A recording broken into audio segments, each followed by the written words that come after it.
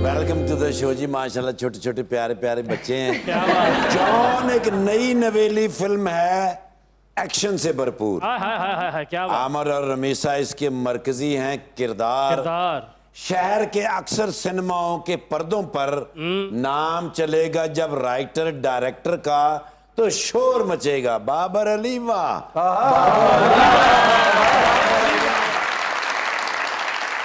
ये बात सच है कि ऐसा जरूर लगता है। जरूर लगता है। क्या बात है। उसे करीब से देखूं तो दूर लगता है। मुझे पता है कि साजिश उसी की है कैसर, पर मैं क्या करूं, मुझे वो शख्स बेकसूर लगता है। जॉन फिल्म आप लोगों ने की है, वो तो बात की बात है। पहले ये बताएं, आपके अम्मी अब्बू को पता है कि आप यहाँ हैं? मतलब इस उम्र के अंदर आप कितने कितने साल के हैं सारे? सर मैं बड़ा हूँ सबसे, 29 हूँ मैं। माशाल्लाह कितनी अच्छी फिल्म है कि सब तो बड़े हैं नहीं। मगर नहीं, ये तो है बड़े, मगर आप दोनों जो हैं, आपके आईडी कार्ड्स बने हुए हैं दोनों के? 18 पे बन जाते हैं। बन जाते हैं तो आपके बन गए हुए हैं। जी। तो मुझे ये बताइए कि जॉन क्या है? जॉन एक आई थिंक एक लड़के की कहानी है, और उस लड़के के साथ साथ और जो उसके लोग हैं, उसकी रिलेशनशिप्स हैं, उनकी कहानी है। एक बड़ा मासूम सा लड़का है जो कराची में रहता है, और बड़ी परेशानियाँ उसके सर पे कम उम्र में ही, और कुछ ऐसे वाक़यात हो जाते हैं जिसकी वजह से उसको एक ऐसी दुनिया में खींचा जाता है, क्राइम की दुनिया कह सकते हैं, जो उसकी ज़िंदगी बिल्कुल बदल देता है, और उसकी जो आसपास उसके ताल्लुक हैं लोगों से, वो भी एकदम से इवॉल्व हो जाते हैं। आई थिंक इसके बारे में है फिल्म। मासूम यानी जिसे दुनिया मीसना कहती है। मगर ये तो बड़ी इंटेंस किस्म की एक स्टोरी लग रही है यार। जी बिल्कुल इंटेंस भी है, बट मेरा ख्याल है हमने इसलिए रजा सम्मू को भी इसमें रखा हुआ है, और इस तरह के और कुछ चीजें हैं जिसमें रजा सम्मू भाई को तो इसलिए रखा ना, फिल्म को नजर ना लगे।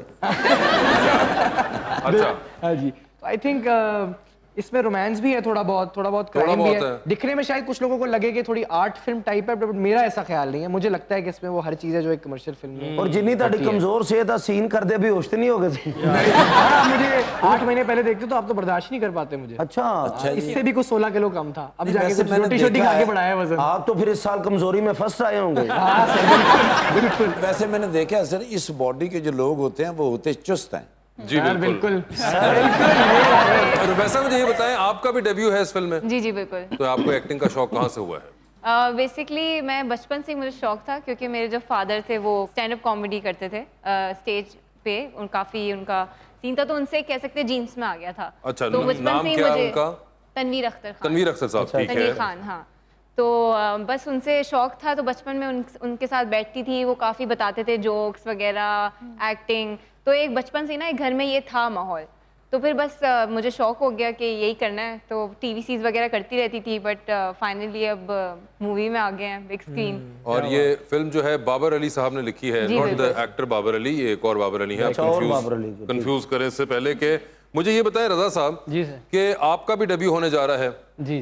और आप इससे पहले क्या कर रहे थे? डेब्यू का इंतजार। बड़ी इंटरेस्टिंग स्टोरी है मेरी यहाँ। अब डिग्री भी है, वो ये कि ड्रॉप आउट हूँ यूनिवर्सिटी से, स्पेस साइंस पढ़ने गया था। Space science? जी। अच्छा। तो वो खला में ही फिर जो है ना सोचें रह गई, तो मैंने कहा कि ये तो हो नहीं रही, मतलब बड़ा पुअर स्टूडेंट था मैं इसमें, लेकिन फनकारी में अच्छा था, तो इसलिए ड्रॉप आउट। मगर अगर इतने पुअर स्टूडेंट थे तो आप गए क्यों थे उस प्रोग्राम में? पता ही नहीं होता, कुछ काउंसलिंग ही नहीं होती, दोस्त का हो गया चले जाओ। मगर क्या कोई दोस्त गया था स्पेस साइंस में? ऐसे ही, हाँ जी। तो उनके साथ आप भी चले हाँ गए? चल हम दोनों साथ रहेंगे, हाथ नहीं छोड़ना, साथ नहीं छोड़ना। उसका काम तो सर तमाम हो गया, उसका एडमिशन नहीं हुआ, मेरा हो गया। उसका एडमिशन नहीं हुआ, आपका हो गया था? मेरा हो गया, मैं चला गया। और उसके कुछ अरसे बाद आपको रियलाइज हुआ कि ये नहीं हो पाएगा? फिर आपका भी काम तमाम हो गया।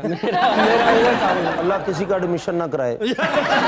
मेरा एक मरतबा एडमिशन होया, मेरे इधर 6 टांके लगे, यकीन करें। वन व्हीलिंग कर रहा था, एडमिशन हो गया। वो एक्सीडेंट होता है, और वन व्हीलिंग बुरी बात है, वो नहीं करते। नहीं करनी चाहिए। वन व्हीलिंग करनी ही नहीं चाहिए। बिल्कुल। मगर अच्छा, तो आपके साथ ये हुआ, और उसके बाद आपने सोचा कि अब ये तो नहीं हो रहा, तो एक्टिंग करते हैं। फिर मैं यूट्यूब शुरू किया सर। अच्छा। असल तो मैं, हमारा प्राइमरी यही है कि यूट्यूबर को एक्टर कैसे लिया, तो मैं हूँ यूट्यूबर। फिर एक्टिंग की ये लाइन शुरू हो गई है, और डायरेक्टर ने कुछ देखा होगा मेरे में, टैलेंट देखा होगा। रजा भाई आपके यूट्यूब पर कितने सब्सक्राइबर हैं? सर 2 मिलियन तो हैं। 200 बेचोनू दे दो, तरस रहा बेचारा। आशिर, आप जो है बहुत अरसे से एक्टिंग कर रहे हैं। जी सर।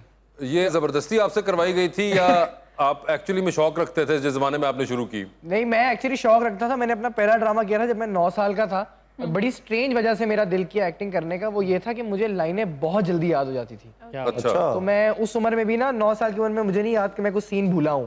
तो मैंने कहा ये कुछ 30% तो इससे बेहतरी हो गई कि लाइनें याद हो जाती हैं। फिर स्लोली बस थोड़ा सा कंफर्टेबल हो गए। और जाहिर है शुरू में क्योंकि घर वालों के साथ ही काम कर रहे थे तो घरेलू माहौल था सेट पे, तो वो भी इतने प्रेशर नहीं होता था। और बस करते कराते बस बहुत प्यार हो गया इस काम से, और फिर मैंने कहा यही करना है। आशिर, म्यूजिक कब आया आपकी जिंदगी में और कैसे? सर म्यूजिक एक्चुअली ना मेरे खानदान में हर इंसान, मुझे लगता है मेरे नाना से लेके मेरे फादर, मेरी अम्मी, हर बंदा सुरीला है। किसी ने उसको उस तरह परसू नहीं किया।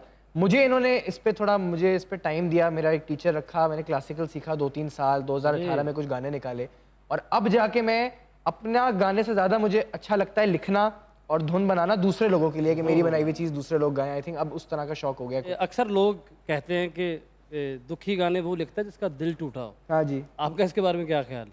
मेरा इसके बारे में ये ख्याल है कि दिल सिर्फ लड़की नहीं तोड़ती, दिल किसी भी चीज से टूट सकता है। कोई चीज आपकी ख्वाहिशों करने की आप नहीं कर पाओ, दिल टूट जाता है। मुलाजिम पानी ना जल्दी ला गया, दिल टूट दिल टूट जाता है, बिल्कुल। तो मेरा ख्याल है दर्द और वो तो किसी भी चीज से आ सकती है। आपका तो आप सबसे ज्यादा inspiration कहाँ ले लें। टूटा? अल्लाह का शुक्र है अभी तक नहीं टूटा। शायद इसलिए अभी तक मुझे लगता है मैंने उस तरह से इतना अच्छा गाना नहीं बनाया। शायद टूटे तो कुछ। मगर ये कोई साइंस होती है कि दिल टूटा हुआ जो मतलब मुझे भी नहीं पता, लोग हैं भी कहते हैं लोग कहते हैं आवाज में दर्द आ जाता है। अच्छा। जब आएगा तो अक्सर कहते थे ना कि आवाज में दर्द आ जाता है। और गला खराब होता है, इतना दर्द हो रहा है ऐसा। हमारे गजल सिंगर थे वो चलबस से इजाज कैसर साहब, तो उन्होंने कहा कि यार ये गलत है, जब आर्टिस्ट अंदर से ही हैप्पी नहीं होगा तो वो आपको खुश नहीं कर पाएगा, चाहे उसने रुलाना भी, आर्टिस्ट को अंदर से खुश होना चाहिए बेसिकली। ये बातें अफवाह है कि जी दिल टूटा होगा तो ज्यादा अच्छा गाएगा, अच्छा। ज्यादा दर्द, ये ऐवी अफवाह फैली हुई है। हनी आप तो बड़े खुशी के गाने गा रहे होते हैं। नहीं मगर दुखी भी गाते हैं तो उसमें लगता नहीं हमें बेसिकली खुश रहना है, फिर ही हम दुखी भी गा पाएंगे, फिर ही हम हैप्पी भी गा पाएंगे। अच्छा, लेकिन जरूरी नहीं है। आप हमारी तो दुआ है, अल्लाह पाक आपको कामयाब करे। हम 4 साल तो मैंने लगते नहीं रहा। मगर वैसे आपको भी कोई सिंगिंग वगैरह का शौक है रोमैसा? नहीं जी, मुझे बिल्कुल भी, मैं सिंगिंग से कोई दूर और ये आपको सुनाते थे गाने मुफ्त के अंदर सेट पे या नहीं? हाँ, हर सुबह मेरी इनकी आवाज से होती थी। जैसे हम कार में जाते थे, पिक करने आती थी गाड़ी, तो ये अपनी किसी के गाने होते थे या कोई आपकी भी रिक्वेस्ट लेते थे ये कि? बेसिकली हमें बड़े पुराने गाने बड़े पसंद है, आश्रय मुझे दोनों को ही। जैसा कि 2000s के एंड एवरीथिंग। अच्छा, ये पुराने या 2000s के? हमारे लिए तो वही पुराने हैं। ठीक है। लेकिन एक गाना बताएं कौन सा? नहीं, हम उस तरह के पुराने आज जाने की जिद ना करो। हाँ, आज जाने की। जब हो जाती थी ना शूटिंग, फिर गाना शुरू कर देगा आज जाने के लिए। असल में हमारे कॉल टाइम होते थे रात के 2-2 3-3 बजे के, मतलब अजीब से कॉल टाइम है ना। तो अब बंदा सो के उठा नहीं जाता था, तो फिर ये गाने उठते थे तो उससे हम उठ जाते थे जब ये सुनाते थे। तो अभी सुना दे थोड़ा सा मेरे लिए भी कोई। आज जाने की जिद ना करो, क्या बात, क्या बात। यूं ही पहलू में बैठे रहो, क्या बात है। यूं ही पहलू में बैठे रहो, आज जाने की जिद ना करो।